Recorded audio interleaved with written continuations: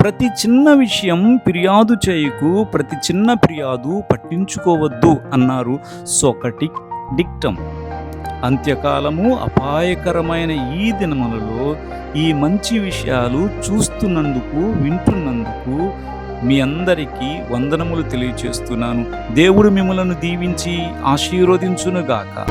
రేగా త్వరపడకు, ఓర్చుకో ఓర్చుకో, కోపి గోడు చిందును ఓర్చుకో. రేగా త్వరపడకు, ఓర్చుకో ఓర్చుకో, కోపి గోడు చిందును ఓర్చుకో. నీకన్యాయమైనను కన్నులెర్రజేయకు, నీకన్యాయమైనను కన్నులెర్రజేయకు. శాంతమున్న